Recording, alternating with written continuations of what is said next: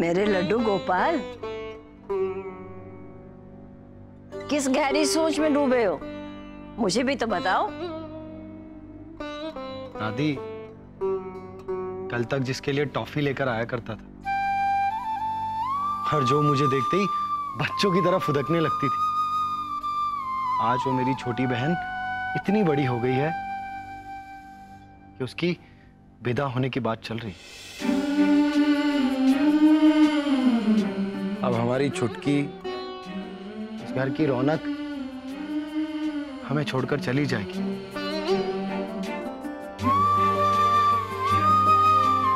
भगवान से यही विनती है कि ये ससुराल में भी यूं ही हंसती और मुस्कुराती रहे। हाँ बेटा, हर माँ बाप और भाई का दिल ऐसा ही होता है।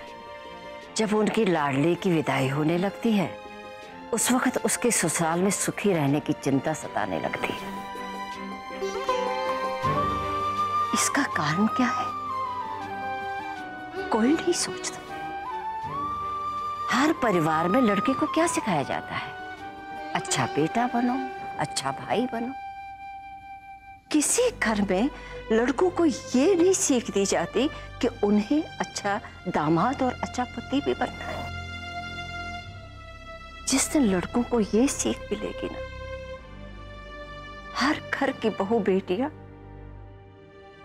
अपने मायके के जैसे ही ससुराल में भी खुश रहने लगे।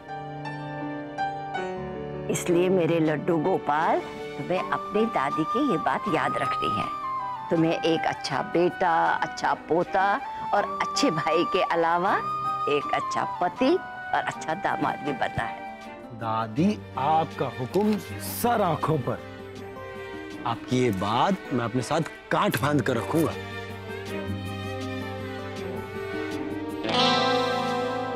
ये चंद्रू महाराज भी ना ये कनाते यहीं छोड़कर चले गए। अरे कह रहा था शाम को उठवा देगा। अरे दादी, शाम का क्या इंतजार करना, मैं अभी उठा देता हूँ। तू भी ना। दादी, जैसा आपने कहा ना वैसे मेरे भैया जरूर करेंगे। एक तो आपके शिष्य, ऊपर से इतने समझदार। भैया, मेरे बारे में तो इतनी बातें किए जा रहे हैं, कुछ अपनी बात भी तो कीजिए ना। कुछ बताइए ना अपनी पूनम जी के बारे में। मेरी प्यारी बहना, तुमने पूनम जी को लेकर अपने मन में कितनी कहानियां बना ली है। अभी कुछ नहीं पता क्या होगा।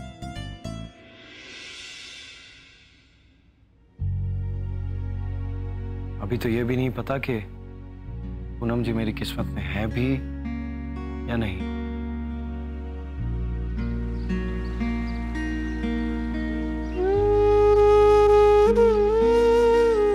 पता नहीं किस्मत में क्या लिखा है, लेकिन माँ पापा से दूर होने के नाम पर ही रोना आता है।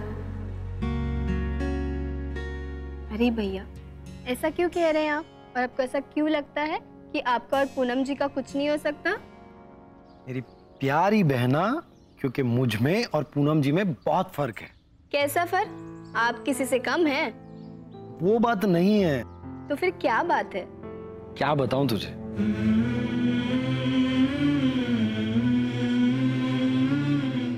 वो बहुत सुंदर है। ए लो, वो सुंदर है तो क्या हुआ? मेरा लड्डू गोपाल किसी हीरो से कम है क्या? हीरो नहीं दादी, भैया तो सुपर हीरो है।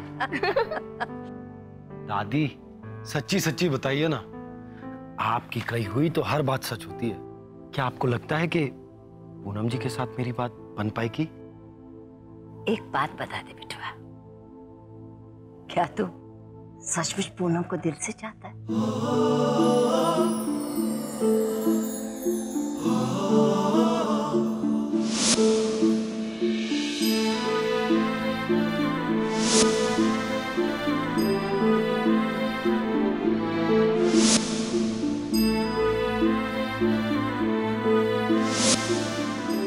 हाँ दादी, बिल्कुल। तो फिर ये समझ ले कि चाहे कुछ भी हो जाए, पूनम तेरी जिंदगी में जरूर आएगी। लेकिन कैसे दादी? जब कोई चीज दिल की गहराई से मांगी जाती है ना, वो सीधा प्रकृति को सुनाई पड़ती है। और फिर प्रकृति भी चाहती है कि दिल की इच्छा पूरी हो। सिर्फ रह जाती है भगवान की मर्जी।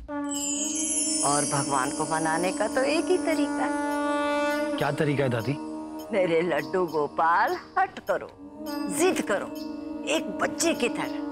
भगवान को कुछ सुनाई दे या ना दे, लेकिन बाल हट जरूर सुन लेते। समझ गया दादी, आपकी बात एकदम अच्छे से समझ गया। आप देखना, आपका ये लड्डू गोपाल भगवान के आगे ऐसा हट करेगा कि मुझे और पूनम जी को मिलाने के लिए भगवान को स्वयं धरती पर आना पड़ेगा। ये हुई ना आकाश भैया वाली बात। लेकिन बिटवा, उससे पहले तुझे एक काम करना पड़ेगा। कैसा काम दादी? अरे, जिसको अपनी जीवन संगनी बनाना चाहता है उसके बारे में सब पता करना होगा ना। वो कैसी है, उसकी पसंद नापसंद, उसके घर में कौन कौन है। तो क्या अब तक आपने उनसे कोई बात नहीं की? कहाँ, उनके सामने मुझसे कुछ बोला ही नहीं जाता। दिल की बात जुबान पर आकर रुक जाती है। और वैसे भी वो बहुत पढ़ी लिखी हैं, इतनी बढ़िया अंग्रेजी बोलती है। उनके सामने तो मेरी बोलती ही बंद हो जाती है। अरे भैया, आजकल की लड़कियों को ना आपकी तरह रफ, टफ, स्मार्ट, ईमानदार और अच्छे सोच वाले लड़के पसंद आते हैं। उनको ये अंग्रेजी या हिंदी बोलने से कोई फर्क नहीं पड़ता। तेरा भाई हूँ इसीलिए कह रही है ना ये सब।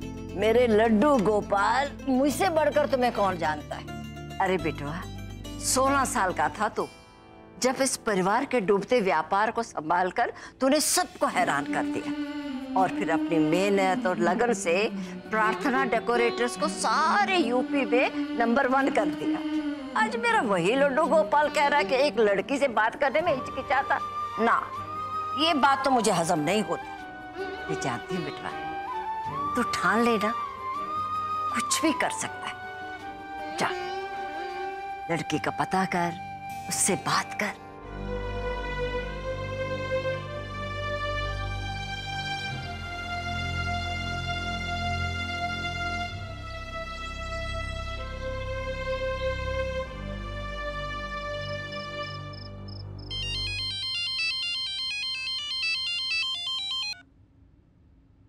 हेलो दीपू, कैसे हैं आप बेटा? मैं ठीक हूँ माँ, आप कैसी हैं? अपने बेटी बहू से दूर कैसे होंगे भला? बस अब हमारे मन को चैन तभी मिलेगा जब हम आपके पास पहुंच जाएंगे। बस यूँ समझ लीजिए कि एक एक दिन गिन रहे हैं हम आपके पास आने के लिए। एक जरूरी बात बताने के लिए फोन किया था बेटा। हाँ माँ, बताइए ना। बात को समझने की कोशिश कीजिएगा। हमने पूनम की शादी करने का फैसला कर लिया है।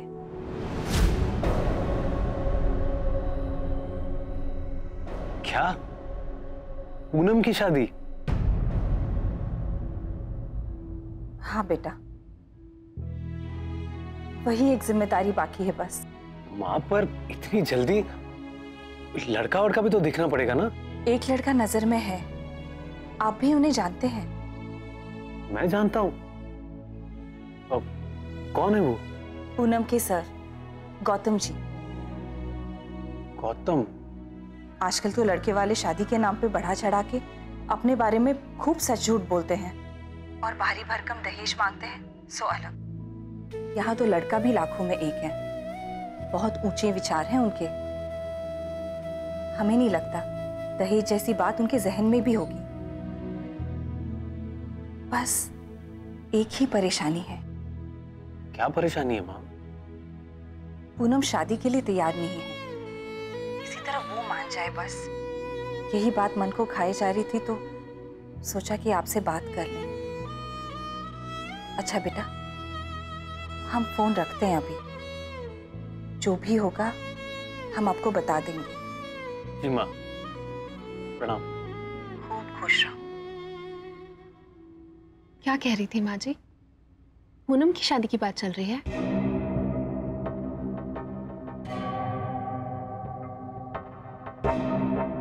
मतलब पूनम की एफडी वाला पैसा हमें नहीं मिल पाएगा?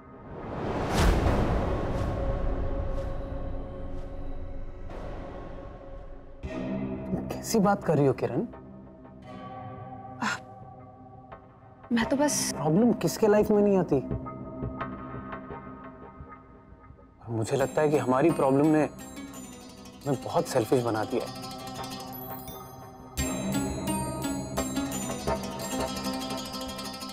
ब्रेड ले लीजिए।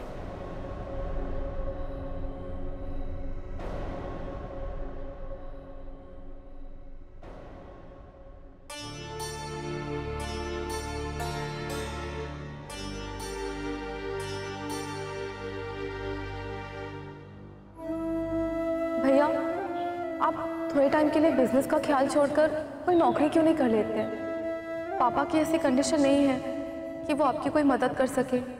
अगर माँ पापा मेरी मदद करते हैं तो ही अपना बिजनेस शुरू कर पाऊंगा, वरना मुझसे तुम लोगों की जिम्मेदारी नहीं उठाई जाएगी।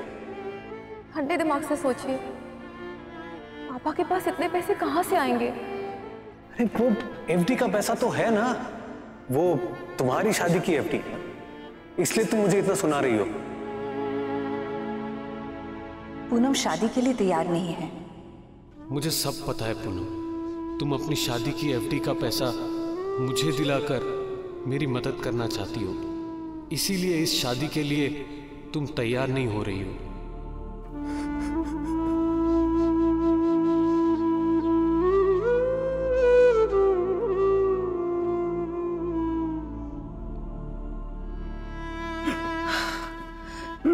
क्या हुआ दीपक, आप इतने परेशान क्यों हो रहे हैं? किरण, सच में मैं कितना सेल्फिश हो गया हूं। पूनम मेरी इकलौती बहन है, उसका बड़ा भाई होने के नाते उसकी खुशियों का ख्याल रखना मेरी जिम्मेदारी है। और मैं उसकी शादी की जो एफडी है उसको भी मैं अपने बिजनेस में लगा देना चाहता हूं।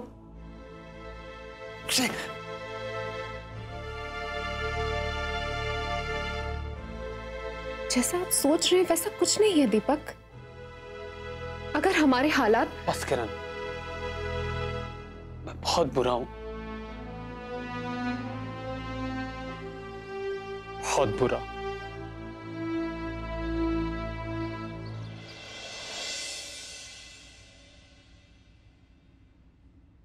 अरे दादी, मैं आपके पास ही आ रहा था कि मैं पूनम जी के बारे में पता करने लखनऊ जा रहा हूं। आपकी वो भगवान से जिद करने वाली बात है ना, मेरे दिमाग में एकदम बैठ गई है। अब आप देखना, मैं भगवान जी से ऐसी जिद करूंगा कि उनका दिल तुरंत पिघल जाएगा। लेकिन ये बता, तू जिद करेगा कैसे? धत तेरी की, ये तो मैंने सोचा ही नहीं। तेरी दादी ने सोच लिया है। ये ले। ये क्या है दादी? पूनम जी मेरी हैं, मैं और पूनम शादी कर रहे हैं। ये जिद करने का एक तरीका है बिटवा। बस इसको दिन में इतनी बार दोहरा कि तेरी बात की गूंज पूरे ब्रह्मांड में पहुंचे। देखना, इस बात का असर जरूर होगा और भगवान जी तेरी जरूर सुन लेंगे। वाह दादी, आपने तो बड़ी कमाल की बात कह दी।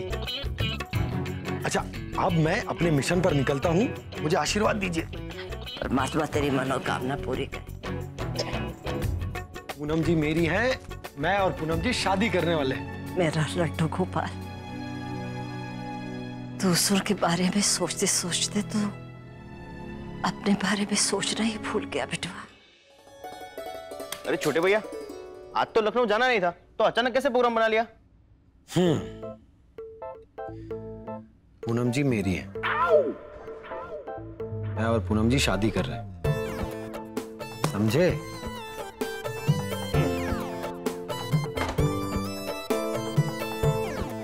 ओ चंद्रू महाराज, किस सोच में पड़ गए? इतना सोचोगे तो वैज्ञानिक बन जाओगे।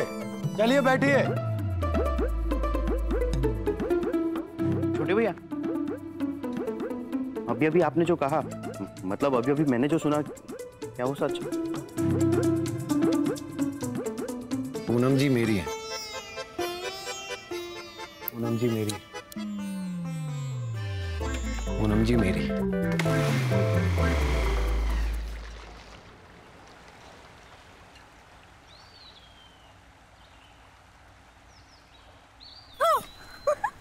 सुमन, तुम भी ना। हमें तो ये समझ में नहीं आ रहा है, तुम वरहानी नायिका की तरह यहाँ अकेले क्यों बैठी हो? क्या हुआ है तुम्हें? तुमने हमें क्यों बुलाया यहाँ पर? क्या हुआ पूनम? इतनी चुप चुप क्यों बैठी हो? कुछ हुआ है क्या? घर में हमारी शादी की बात चल रही है। अरे वाह, ये तो बहुत बड़ी खुशखबरी है। कांग्रेचुलेशंस पूनम। मजाक मत करो सुमन, तुमको तो पता है ना कि हम अभी शादी नहीं करना चाहते। हाँ पता तो है, पर समझ में नहीं आ रहा कि मेरी बेगम साहिबा को शादी क्यों नहीं करनी। कोई हमसे पूछे ना, हम तो झट से हाँ कर दे। पहले हमें अपनी पढ़ाई पूरी करनी है। पढ़ाई तो शादी के बाद भी पूरी की जा सकती है। पढ़ाई के अलावा एक और चिंता हमें सता रही है। तो अपनी चिंता को जाहिर कीजिए चिंतामणि जी। तुम तो जानती हो भैया यहाँ नहीं रहते। हमारी शादी हो जाएगी तो माँ पापा बिल्कुल अकेले हो जाएंगे। पर तुमने तो कहा था कि भैया उनकी देखभाल करेंगे। और हाँ, अंकल आंटी तो अमेरिका जाने वाले थे ना, तो फिर? हाँ जाने वाले तो थे, पर वो छोड़ो। हम तो ये कह रहे हैं कि माँ पापा सिर्फ बेटे की जिम्मेदारी थोड़ी ना होते हैं। घर की बेटी भी अगर उनके लिए कुछ करना चाहती है, अपना फर्ज निभाना चाहती है, तो इसमें बुरा क्या है? हमारी समझ में तो ये नहीं आ रहा है कि बेटी को हमेशा अलग नजर से क्यों देखा जाता है।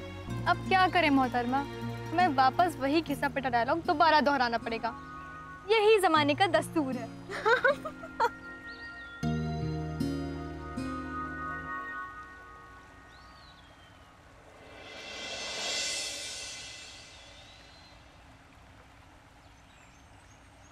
अरे पूनम, मैंने सुना है कि लोग नदी किनारे बैठ के कविता और शायरी लिखते हैं। ठहरो, हम भी शायरी वारी ट्राई करते हैं। हाँ, गवाह है ये नदी, ये घाट, ये सीढ़ियाँ हमारी दोस्ती की, और आसमां में उड़ते हुए पंछी भी गवाह हैं हमारी दोस्ती के। और आगे मुझे नहीं आता। कितनी यादें जुड़ी हैं इस घाट से हमारी, बचपन से लेके आज तक। कितने खूबसूरत लम्हे हमने साथ यहीं बिताए हैं, एक साथ बैठकर। सब याद है सुमन, ये भी याद है कि भैया क्रिकेट प्रैक्टिस के बाद हम दोनों को यहाँ से ले जाते थे। हाँ, अपने स्कूटर में बिठाकर। हम दोनों कैसे सामान की तरह लग जाते थे उनके स्कूटर पे, है ना? कभी कभी दीपक भैया की बहुत याद आती है। ऐसा लगता है कि वो हमसे बहुत दूर चले गए हैं।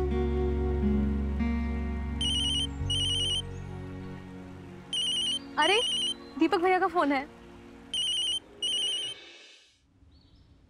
हेलो भैया। पूनम, कैसी हो तुम? हम ठीक है, आप कैसे हैं? और भाभी, भाभी कैसी है?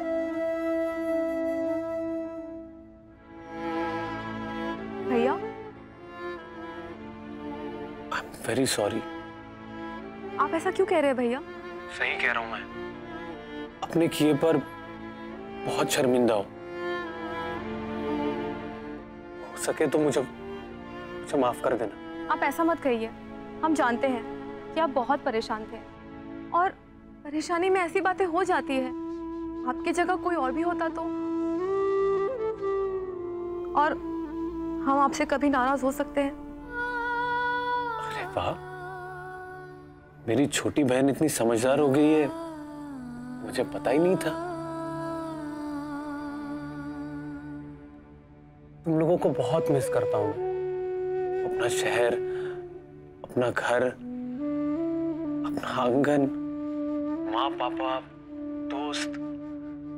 कभी कभी ऐसा लगता है कि सब कुछ छोड़ छाड़ कर तुम लोगों के पास आ जाऊं। तो फिर सोच क्या रहे हैं, यहीं आ जाइए ना, हम सब साथ मिलकर कोई ना कोई काम कर लेंगे। इतना आसान नहीं है पूनम, मैं चारों तरफ से फंसा हुआ हूं। सब कुछ समेटते समेटते कितना समय लग जाएगा कुछ पता नहीं है।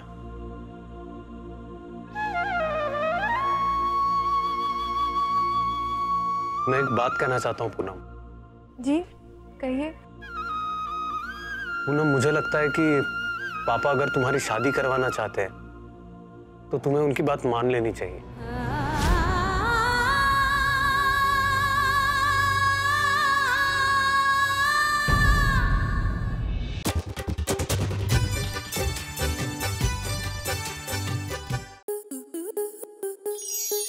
स्टार प्लस के ऐसे ही और बेहतरीन लम्हे देखने के लिए सब्सक्राइब करें हमारे YouTube चैनल को।